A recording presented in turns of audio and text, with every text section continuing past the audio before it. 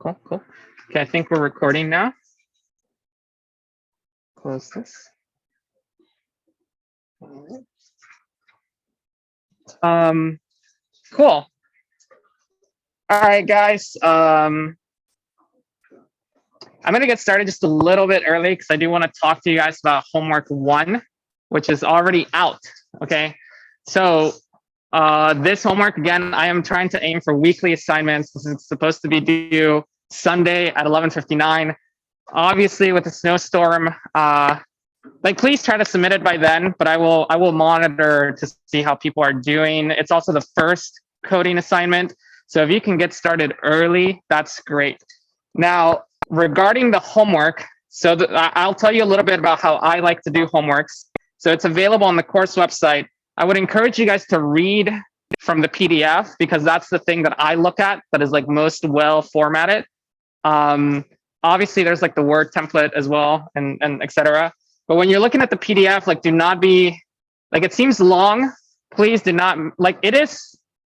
I'm aiming for the homework to take a lot more time than homework 0 because this is like actual work. Okay, so please like try to work that into your schedule if you have the time. But what I do with homeworks as well is I like to teach through the homeworks. So it's not like I don't see homeworks as like an exam or like trying to grade you or testing you. I see them as like an opportunity for me to like extend lecture, right? So I can like review concepts and then ask you questions about it. So it looks long, but a lot of it is me just trying to give you examples and trying to walk you through like thinking of different things, okay? So the other thing I would say is someone, like a few students in the class have asked questions about the coding part of it. So a lot of that will be answered after you finish the first exercise. So the first exercise walks you, it's not a question, it's not a thing, it walks you through getting the starter code for the assignment on Replit. And the way that starter code looks is once you're done with exercise 1, you will get to a web page that looks something like this. Okay, so a lot of the code I am already giving you because I want you guys to focus on the algorithms, not on the like, how do I write a main function? Okay, so most of the code I will pre-provide for you, and then as you work through the assignment, there will be parts in the PDF that say this.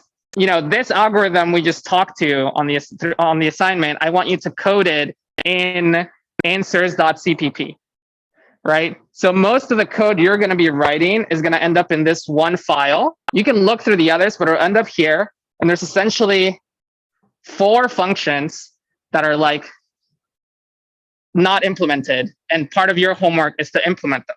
So that's about half of the assignment is implementing those functions.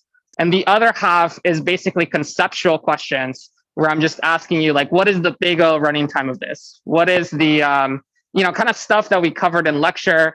I think a lot of them just ask you, like, just walk you through, like, how might you solve this algorithm? So, like, by the time you finish, or like, each question tries to walk you through things step by step. So by the time you're getting to the coding, you would ideally have a pretty good sense of what algorithm you're going to write. So for some of them, I even give you the pseudocode. Like I walk you, like part of the homework is for you to like write the pseudocode, right? So for you to think like, what are the steps I'm going to do? And then I give you points for actually doing them. Okay. So that's on Replit. At the very end of the homework assignment, it'll walk you as well through how to submit. So submitting the homework assignment is on Gradescope. There's actually 2 sections to the homework, okay? So there's going to be a homework 1, fun with algorithms. This is where you're going to submit your written answers for the written questions, okay? Because some of the questions are just going to be like, what is the big O? And you're going to write it on a piece of paper or wherever you want. As long as we can read it and as long as we can see it, I think the best thing you can do is like associate every question is labeled with like 2.2.1 or something, or like 2.1, right? So just in your homework assignment, label them the same. And if we can find it, we'll be able to grade it. Then there's a homework 1 coding on Gradescope. There, you will be able to submit your code that you wrote in Replit once you think it's done. And it will run a bunch of it'll run a bunch of tests essentially to make sure that your solution works. you can submit as many times as you want. Okay. Yeah, until the deadline. So if you get done early, you can submit it. You can see if your code is right. If it's wrong, it'll fail some tests, and hopefully you come to office hours if you don't know what's wrong with it, or you try to fix it yourself, right? Cool. Okay, any questions on the homework there? Professor, so you said that it's fine if we just submit like a Word document if we associate the questions and answers for the written portion? Yeah, so FYI for the people here, so Vincent asked over Zoom, is it okay if we submit a Word document as long as we associate the answers in the PDF that I give you to the answers you're providing? And yes, that's fine. Okay, so you don't have to copy the word problem. Yeah, cool. All right. Any other questions from either people in the class or?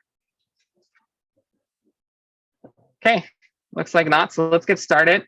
All right, like I said, homework 1 is out. It's due on Sunday. Homework 0 is being graded. Chi has been doing a ton of grading here, looking through resumes. I've been looking through them as well. We're aiming to give this back to you within a week. That's for all homework assignments. I'm aiming to try to get them back to you within a week of when it's due. Obviously, so you can still submit late for some of these assignments. Our late policy is your grade drops 10% each late day. Please don't submit late. If you are having to submit late, at least like email me or come to my student hours. Let me know like why, so that we can fix that. Like we have the policy so in case something comes up, but you know, it does make our grading more difficult if like, you know, if half of the class ends up submitting late, then now like it's a lot of grading, extra grading we have to do, right? It does look like around 98.4% of you are going to get full credit on homework 0. So that's great. Thank you for submitting. I appreciate it. Piazza, check Piazza. That's where I post announcements. That's where I post more detailed instructions. A couple of you have asked questions already on homework 1 as well. So check there. Maybe somebody already asked the question you had and I already answered it. It's fine to ask the same question again. I'm happy to answer it again. Cool. Course website has the announcements. So also check those 2 places. All right, anyway, now that we're past the announcements, let's get started with lecture. So we are going to continue our asymptotics and worst case analysis in this lecture. So it's going to get a little bit more mathy, but hopefully that's something you guys enjoy. But I was originally planning to do this quiz in class. Sure, let's do it. Okay, so if you guys go to the course website, I think most of you have your laptop. There is a quiz 0. So I will show you where that is. So please, everybody, if you could essentially go to the course website, so comptuit5.ml. On the course website, if you're on the home page, in the announcement section, there should be a link to quiz 0. This should be open for you guys to take. So it should look like this when you open it. Okay. All right, so for the next, let's say for the next 8 minutes, if you guys could open up that quiz, I will use it as a way to take attendance. So please submit it. The quiz is reviewing stuff we covered in lecture last week. And yeah, get started on it, I guess. I will give you in on a little secret. You can submit as many times as you want. And it tells you which questions you get wrong after you submit. And it's not due until midnight today. So again, my philosophy is not to test you guys. I do want you to learn the material. So is anybody having trouble with the quiz?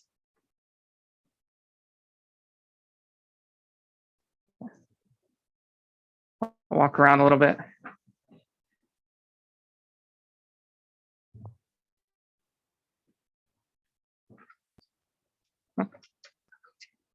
Yeah. Oh, thank you. Yeah, hopefully folks on Zoom, you guys are also taking the quiz.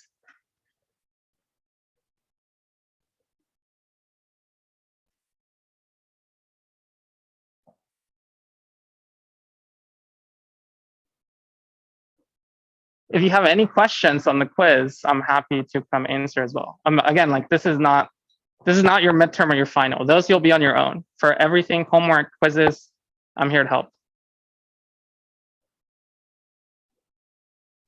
Welcome. Yeah, we're just taking a quick quiz. Yeah. Professor, I do have a question. Yes, go ahead on Zoom. There is like a question here that said, if an algorithm had the following runtime, which algorithm would be the fastest? I mean, oh, okay.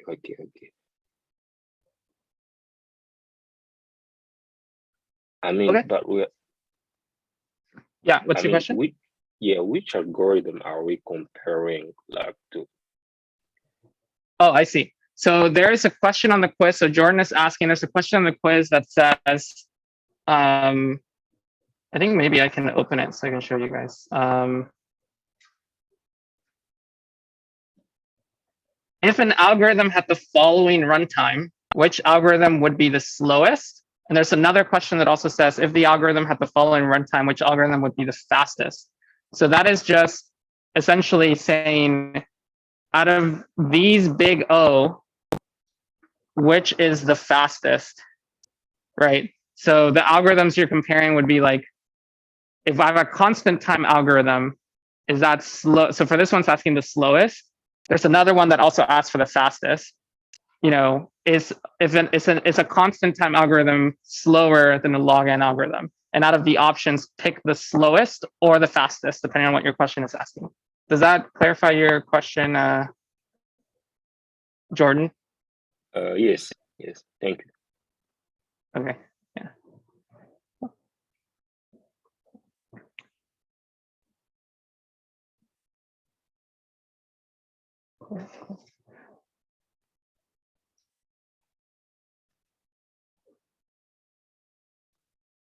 Okay.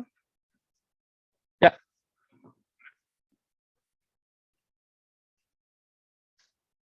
Oh, so there's no link to like submit again or something? Oh, okay, so that's it. So it's not that you can submit infinite times. It asks for a Google account so I can track who's submitting. So maybe that's why it says submit once, but you can edit your responses up to midnight today. The form will close at midnight. So whatever you have at the end of midnight today is like your final grade. But again, like come to my student hours, come talk to me if like I want you to like understand why the answers are the way they are. If you just cannot figure out why, like I don't want you to like randomly select them and then just keep trying until you get it right. Like I'd rather you be like, oh, I know why this is the answer. If you don't know, like get it wrong, come to my student hours and then I'll tell you, and then you'll, something might happen to your grade. Anyway, cool. All right. So I did see, so one person submitted. How are people doing? Have a couple of folks submitted the quiz yet? Their first attempt at it? Have maybe 2-3 people submitting. 4 people in the back. Cool. Yeah, and again, like you shouldn't feel like this is not like an exam or anything. Like you don't have to necessarily get it all right.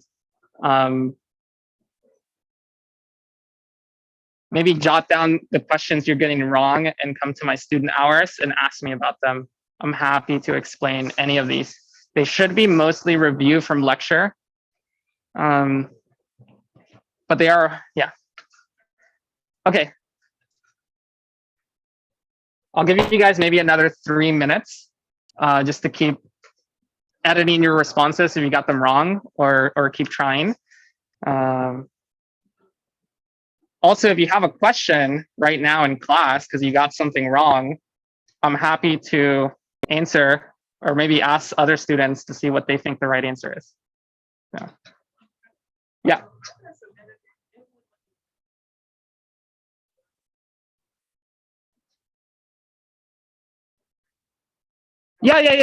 Like it should let you edit your responses. So I don't know. Okay, yeah, I haven't tried it out on my end, but yeah, again, like you shouldn't feel like if you are not getting why an answer is the way it is, the main goal is like, now you know that you don't know that. So like either talk to a friend so they explain it to you, ask on Piazza, come to office hours, and I'll explain it to you. Okay.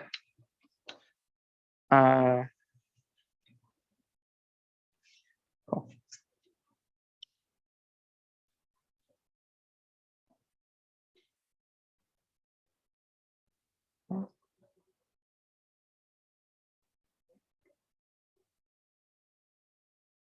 Yeah, so I guess I could try submitting. So if I just pick random answers.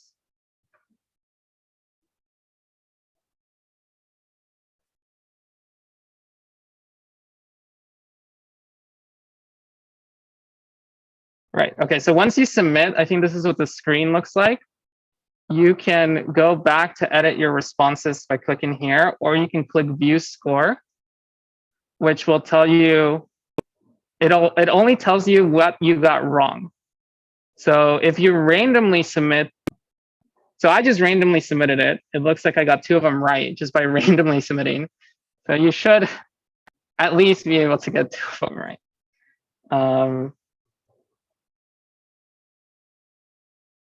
And you can, yeah, you can go back and edit your responses. Again, the form will close at midnight. So you have until the end of today to edit. All right, I think even if you didn't get to submit or you submit it once and you got them all wrong, all right, let's jump back to lecture. Again, you have until the end of the day today to, again, this is mostly to get a sense of like, in theory, you should know the answers to all these questions based on what we covered in lecture. There might be some stuff I'm assuming you know. So for example, like we never talked about, you know, the fact that like n factorial is like bigger than like n squared, right? So there are some things there where I'm just like assuming that in calculus or somewhere, like some math class, you kind of like knew that. So that might be why you're getting some of them wrong as well, but definitely like at least this gives you a sense of what you picked up from lecture and what you didn't. It'll be very fair game if I include these types of questions in like a midterm, let's say, or like a final exam. So the quizzes might help you prepare. All right. Let's jump back to lecture so we can actually learn something new. All right, so from last lecture, guys, we actually covered, from the last couple lectures, we covered insertion sort. We did a formal correctness proof, and we did a proof which was a proof by induction. We are going to practice this a little bit more. Your homework assignment has you practice one of them, okay? We also talked about the formal definition of big O. So again, this is review from last time. There's a lot of crazy looking symbols. We're going to do a little bit of practice today with that, okay? So today we are going to finish asymptotics. So I'm going to introduce you to more Greek letters. I guess you guys are probably getting very familiar with them because COVID and like Omicron and Delta and like whatever. We're going to get to learn a few more that they use in math. And we're going to try to aim to practice a little bit with merge sort, because I think I asked last lecture, a couple of folks were like, not that great with merge sort. Again, so the agenda today is big O all there is. The answer is no. And we're going to cover more asymptotics, merge sort, and then wrap up. So let's do a little bit of practice. So again, big O is an upper bound, right? And the formal definition of big O is written here. So it's like there exist 2 numbers such that my function is always less than or equal to the big O function times some constant after a certain point, right? So it's like, what are the 2 numbers? Again, your homework assignment is going to ask you to do this as well. So let's go for a little bit of practice. How can we show that the function n is big O of n squared?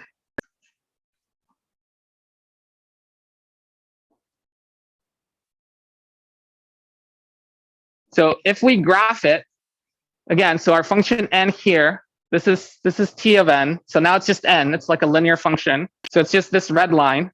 That's my red line. I want to show formally, officially, like with a proof, that this is O of n squared. Intuitively, you should be like, okay, that makes sense. You know, like a quadratic grows really fast, a linear function kind of not as fast. So like the linear function should be less than or equal to the quadratic, right? But formally, what you want to show is that if I plot my linear function and I plot my quadratic function, what big O is saying is there is a point where after that point forward, my function is always smaller than n squared, right? So, because if you look here, actually at the beginning, it is not true that n is smaller than n squared. So between 0 and 1, n squared is actually smaller. So big O is not like I'm always smaller. It's saying for big enough n, after some point, I am now smaller than n squared, right? So what are the what's the letters here? So what is the C and what is the n0 that this chart seems to show?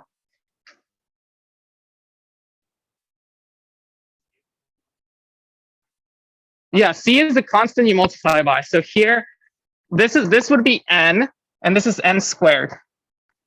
So C here for this chart is actually 1. Okay, so I'm just comparing it directly to n squared. What's my n0? After which point does n become smaller than n squared? It's also 1, it turns out. Okay, so for both of these, if you choose C equal 1 and n equal 1, this is how I prove to you that O of n is that n is O of n squared. Okay, by showing you these two numbers, right? Then that convinces you, like, oh yes, after this point, it is smaller. Okay. Here's another question: how do we show that something is not big O of n? So obviously, n squared is not big O of n. So again, intuitively, n squared grows very fast compared to n. So you can't say that n squared is big O of n, because big O is supposed to be an upper bound, right? But then how do you prove to someone that's true? That is like a question that this class is trying to answer. Okay. So again, if you look at the formal definition, is there exist these numbers? That's what the formal definition is that these two constants exist where I can show you it is big O. So if I want to show you that it's not big O, what you would do is you can do a proof by contradiction. So I don't know if you guys have seen this before, but again, this is more towards the math side of this class. We're going to move a little bit away from that as the semester goes on. But what you would use is use something called proof by contradiction. So what that means is you assume, if you want to prove this is true, you assume that the opposite is true, and you get a contradiction. Okay. So I want to prove that n squared is not O of n. So what I'm going to do is I'm going to say, let me assume it is.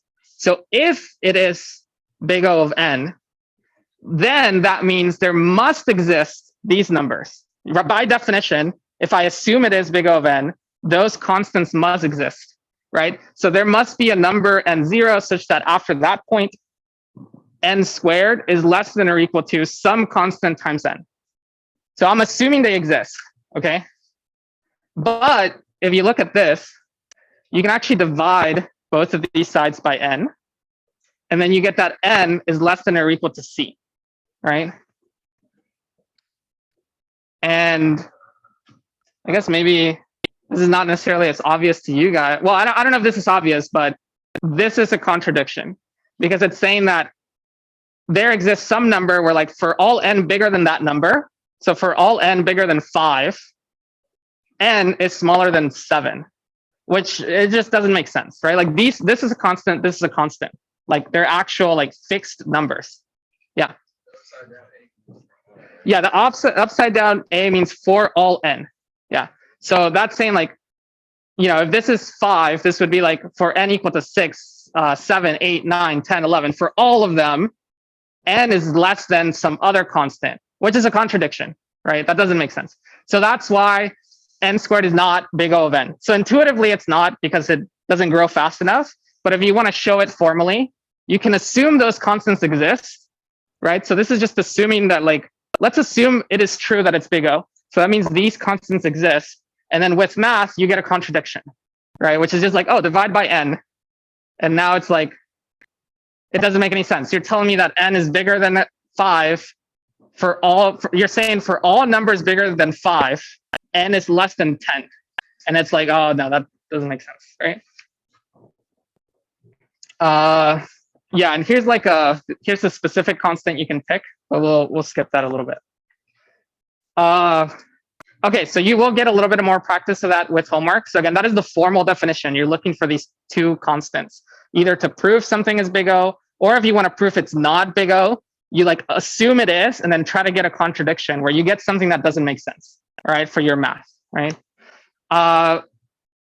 Introducing to a new one, there's also something called big omega, which is a lower bound, okay? So this is the formal definition of big omega. All of this should look the same to you, except for one thing, which is when you compare them. So this is big omega, this is big O. The only difference is that we switch the sides.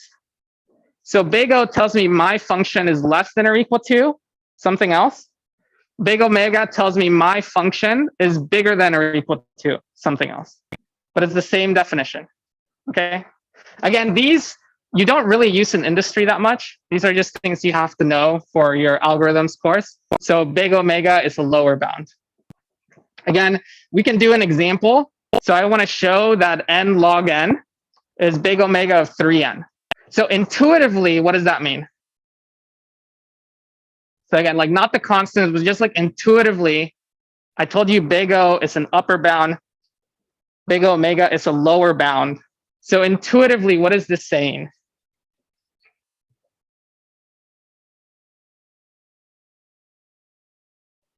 Yeah, back there.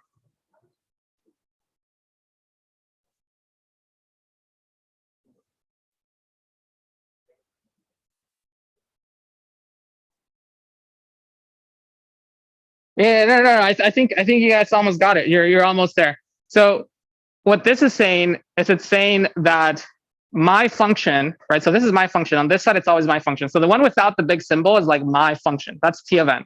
So this is saying 3 of n, some constant times 3 of n, could be any constant, is less than or equal to n log n.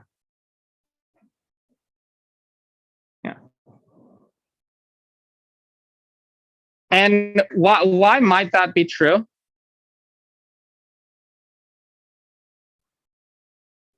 Yeah. So this is saying a linear function is smaller than a linear function times log n, which kind of makes sense because the linear function is like 3 is like the number, but log n, as n gets bigger, it'll eventually get to 3, and then it'll be bigger and bigger and bigger as n gets bigger. So this is saying this function, my function, is bigger than 3n, whereas big O says the opposite. Big O says my function is smaller than whatever is in the big O, right? So again, you do the same thing. If you want to prove this formally, you can like graph it out, or you can look at it. But n log n is this red line here. This is what n log n looks like. 3n is this blue line here. That's what a linear function looks like. And then I plotted 1/3 times 3n. Okay, so I plotted n. So this is actually what n looks like. So what are the constants here that prove that this is big omega of 3n? What is the number I multiply gn by, and what is the number after which point the red line is above my green line? Right, so n0, I heard it too, somebody mentioned 2. So n0 here is 2. So for big enough n, in this case, after n is bigger than 2, okay, for all of these numbers, my function, the red line, is bigger than my lower bound times a constant. So what's the constant? So this is my original lower bound. This was the 3n that was inside the omega, but I can multiply it by a constant. So what's the constant I multiplied it by? You multiply it by 1/3.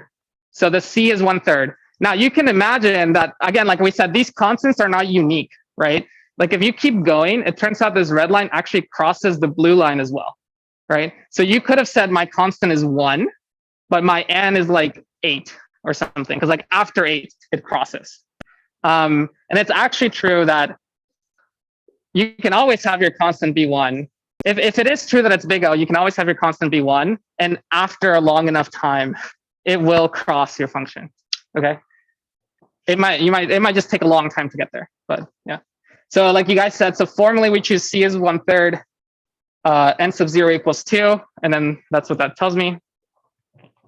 Cool. So another Greek letter that we will introduce you today. So again, these are not different. This is not completely different. If you know big O, big omega and big theta are like free, right? So big O is less than or equal to, big theta is greater than or equal to, and then, sorry, big omega, and then big theta. So this is a theta, capital theta in Greek. I guess, don't you guys have like, what are they called? Like houses? Aren't there like sigma, beta, kappa, something? Or fraternities, sororities? Is that what they're called? Yeah. So you guys know what a theta letter looks like, I guess. Or is there a fraternity with like theta in the name? There's sorority with theta. Okay, so this is the capital letter theta.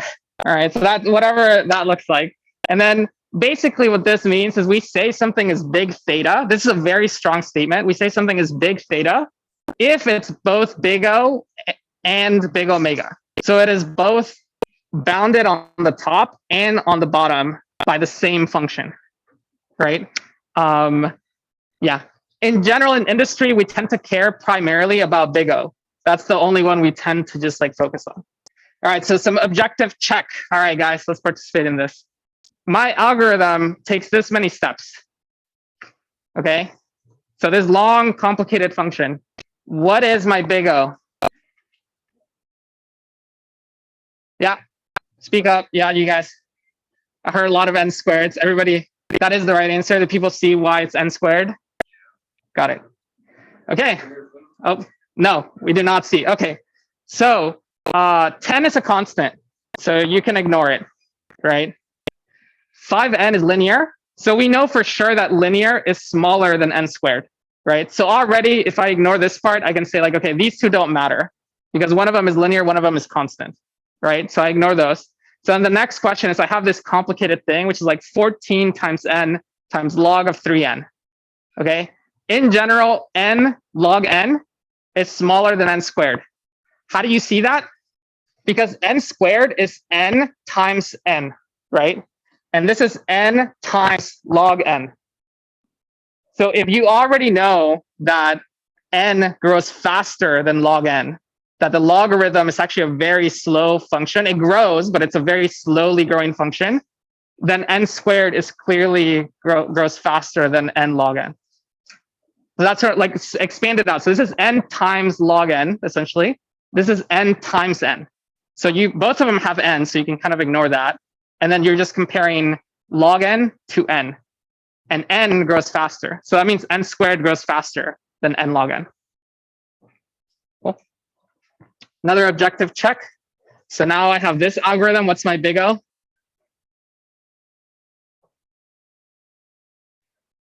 Yeah, so again, like this is assuming a little bit if you need to review your like math. It's not I put an exclamation point because I'm really excited about it. This means like n factorial, which means n times n minus 1 times n minus 2 times n minus 3. So you can imagine that intuitively it makes sense that it's faster than n squared because again, n squared is n times n, right? But here I'll have like, at minimum, there's like n times n minus 1, which you might be like, well, maybe that's smaller, right? Because it's n minus 1 instead of n. But I also have n minus 2.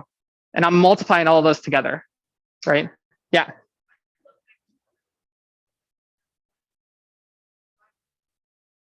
Yep.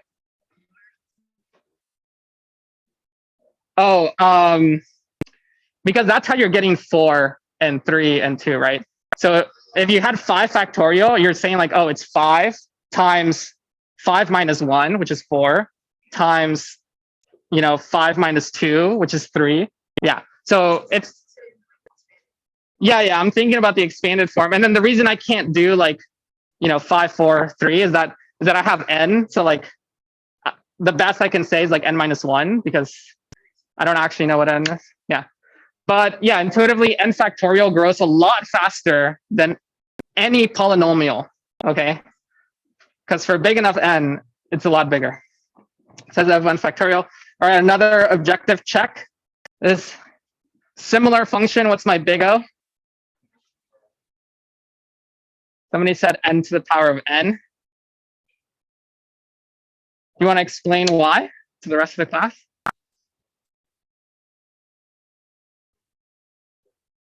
It just looks bigger than n factorial. That is a good point. So again, what you want to do is you want to think through these things, right?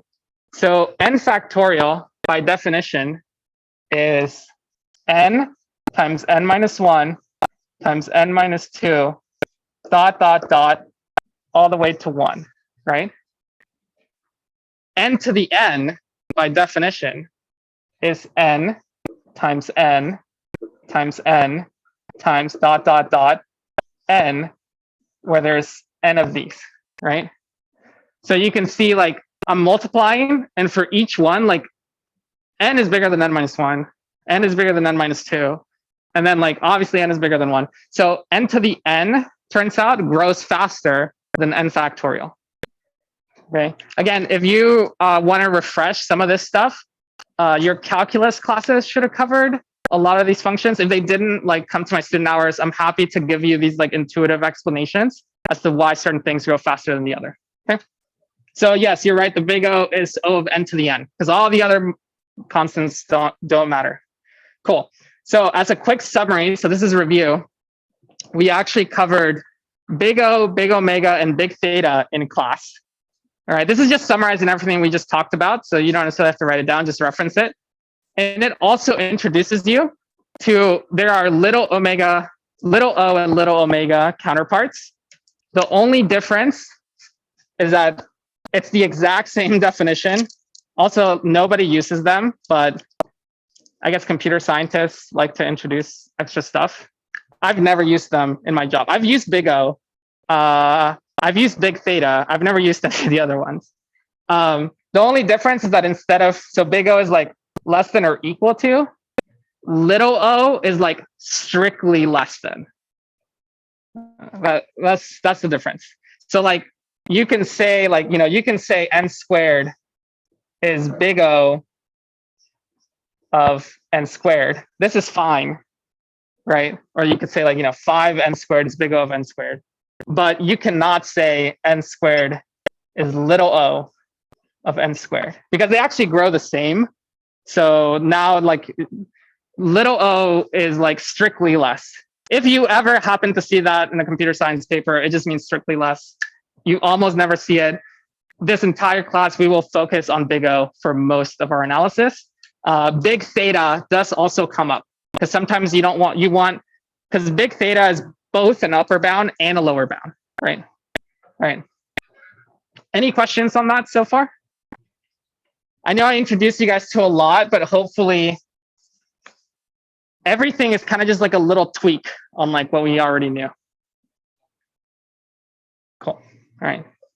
So let's practice a little bit with merge sort. So some folks told me they were not super comfortable with merge sort. This is a better algorithm for sorting than insertion sort. So quick check, insertion sort. What was the big O running time of insertion sort? Huh? That was one he got wrong on the quiz. Yeah, what do you? N log n, that's merge sort. Which one? Insertion sort, yeah. Oh, fine. Huh? O of n is wrong, yeah. Yeah. O of n squared. Yes. All right. So you guys caught me. Okay. I will post an announcement on Piazza and I will fix the quiz. It is O of n squared. Okay. Yeah. Somebody on Zoom just backed you guys up. See, okay. I'm really sorry about that, but I do also make mistakes. Okay. So just because you're getting it wrong doesn't mean you're wrong. If you don't understand why you're getting it wrong, I could be wrong. And in this case, I was wrong. It is O of n squared. I'm so sorry about that. I will try to get my TA to double check the quizzes next time. I'm sorry, I should have sent it to you earlier, because she would have definitely caught it. All right. So again, it's okay to be wrong. And again, I do encourage you guys, if you do not understand why you're wrong, it could be that I'm wrong. So please, like, email me. Like, yeah, somebody should have. If you guys were doing that answer and you were like, I don't understand why it's n log n, you should have told me. All right, so insertion sort is n squared. It turns out merge sort is n log n. So like we said, n log n is better. It's actually a lot better. Okay, so how does merge sort work? It follows the same approach that we did for integer multiplication, divide and conquer, right? So you have a big problem, you split it into smaller problems and you recurse. So again, let's walk through an actual example. This is the array I want to sort. First, I'm going to split it into two pieces. And then I'm going to do some recursive magic, right? Where these pieces get sorted, right? So that's actually how you write it in code. It's like you split it, and then you're like, I'm going to just call myself, and like, it'll magically sort it for me. I won't worry about it. And then what do you do once you have it sorted? You have to merge the two arrays. So this is actually the most complicated part of merge sort, is writing the merge. Because the actual recursive part is just like, we'll code it up, but it's actually like 4 lines of code, because you just say like, I will just call myself on the smaller pieces and I'll pretend like it works, right? But then when you merge, so who wants to walk me through like how the merge actually happens? So what is like the first step we do? Yeah, back there. Yeah, you compare the first numbers, 3 and 1. 1 is smaller. So you take 1 and you put it into your new array, right? Then you move your counter or your index, whatever you're using to track up to the next one, 2, right? You compare 3 and 2. Turns out 2 is smaller. So you put 2 into your array. You move that counter up, right? Up to 5 now. And now you compare 3 and 5. Which one's smaller? The 3. So then you put the 3 into your array. And basically you repeat this for a while. If you guys want to see these animations, spent a lot of time on them. You guys can look on the slides. But this is essentially how the merging works in merge sort. So assuming I have 2 sorted arrays, so the assumption is these 2 are already sorted.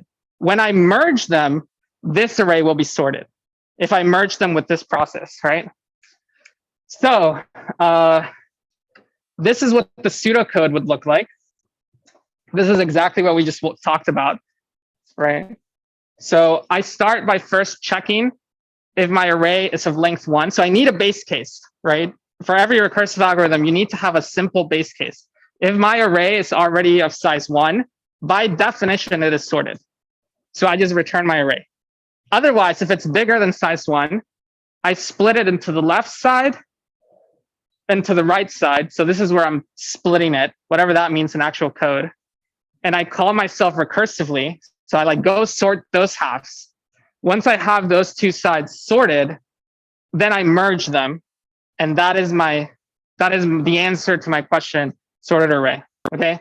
So somebody asked or somebody gave feedback that we should do some more live coding. So you can actually follow along with this. I think this is how we'll end the class today, because we have 8 minutes, and I think hopefully we can get this coded in the next 8 minutes. Yeah.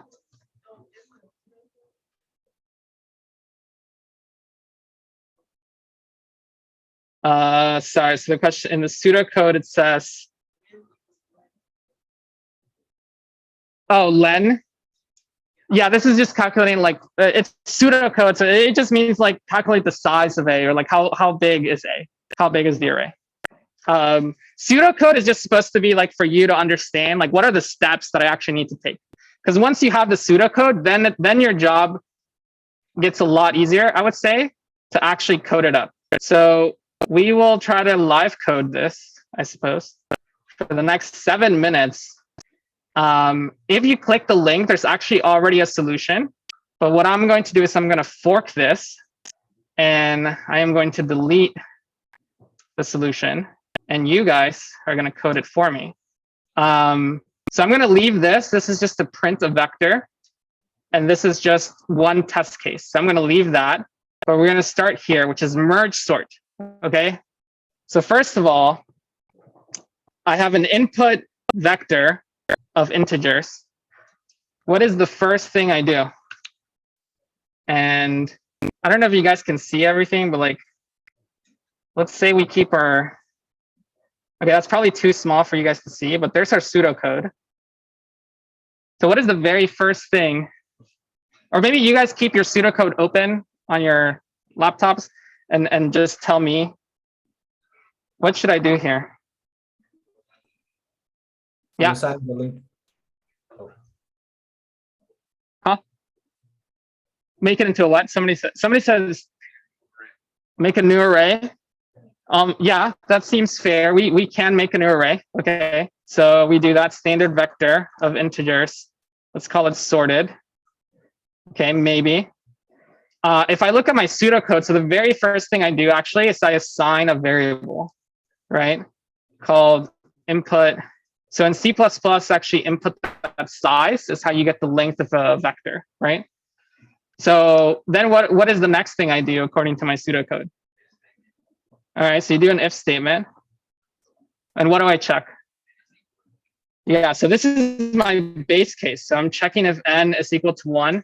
I will do less than or equal to 1 just to be like completely certain that everything is covered. But yeah, so that's like one of the details that maybe I leave off on the pseudocode, but you have to think about when you're writing code. Yeah.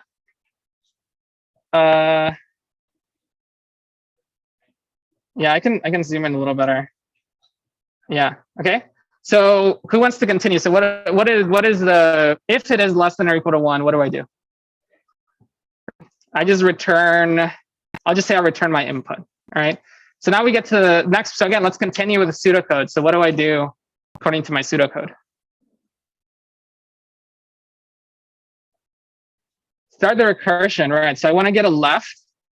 So here I'll do, so I'm going to have a vector of ints. That's going to be my left. So again, we left this off the pseudocode because the pseudocode doesn't care, but C++ is going to be like, you got to tell me what this is, right? You can't just say left equals, right? And then somebody said this is equal to, so I'm going to call myself, okay? And then what do I call myself on?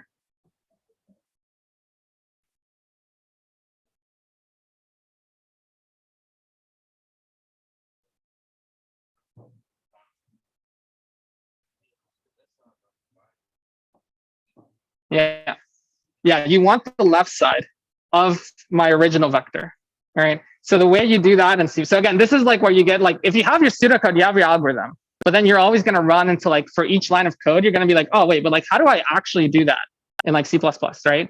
So that's where you can like go to Google and be like, you know, I have a vector and I did to split it into 2 parts. How do I do that, right? And you're like, oh, okay, here's a snippet of code. I will give you one way to do it. There's many ways to like do this, but one way to do it is you can actually initialize a new vector with the brackets, and you can say input dot begin, comma, input dot end plus n divided by 2. So this, what this does is this creates a new vector that starts where this one started at the beginning, and it copies everything over up to, that should not be input dot end. This should be input dot begin plus n divided by 2. So I'm like only taking the first half. Yeah. Yeah, I did notice that. It's got 7%. I think it'll survive for a few more minutes. So yeah. All right, so that's for the left. All right, so if you have the left, I'm sure you guys can give me the right side. So what's the right side? All right, so I hear merge sort, okay. Right. So input dot begin plus n divided by 2, comma, input dot end, okay. So this is, yeah.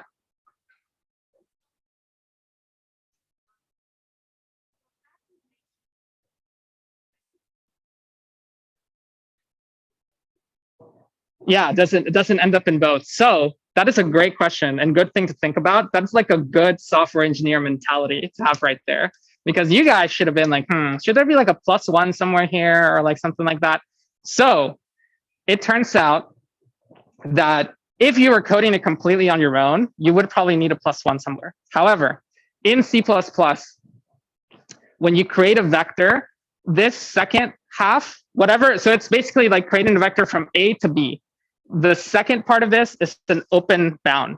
So it actually doesn't go all the way. It does not include the plus n divided by 2 value. So in C++ world, when I do it this way, this first vector will only go up to, but not include the value. And then this next vector will start and include the next value. So that's why you don't need the like +1. But if you were coding it like in C or something that doesn't do this by itself, you would probably need a +1 in one or the other. Would it break the program if we had the +1? Would it break the program if we had the +1? Yes, it would. So somebody asked on Zoom if it would break the program if we had the +1. If we accidentally added the +1 to this program, yes, it would, unless you did other stuff to fix it. So it would yeah. Does that make sense? Yeah, that wasn't your question. Oh, sorry. Okay, so on Zoom, yes, it would break the program unless you did other stuff to then fix it, because you would get arrays that are overlapping. And then when you merge them, you'd end up with an array that's one bigger than it should be. And then it's not just your last merge that's messed up. It's all the merges along the way that are messed up, right? Okay, so it is 12:50. I know we only got through part of this. I can either continue it next lecture and we'll keep coding it. This is actually, quote unquote, the easy part. So actually, let's finish up the pseudo, let's finish up this function. So what's the last thing that I need to do? I need to merge them, right? So the last thing I might do is I might call a function merge that takes the left and the right and merges them, right? So that this function merge is actually the trickier one. You can write it, you can look at the solution. We might write it next lecture if you guys want, we can do it in class. But this is the one where on the slides, we walked you through okay, you should have 2 pointers onto the left and the right. You compare the numbers. This is actually where you end up making your new array. So I know somebody mentioned oh, the first thing I want to do is make a new array. So in this implementation, I make the new array in the merge. I don't make it in the merge sort actual code, all right? But yes, this is, as far as I can tell, this code is correct. We did not finish, so I can't run it, but yeah, cool. All right, thanks everyone for coming to class. Also wants me to comment on the code. Okay, I will try to do that. I will comment the code as well. Let me stop sharing. Okay. All right, thanks everyone on Zoom. I will end the call now.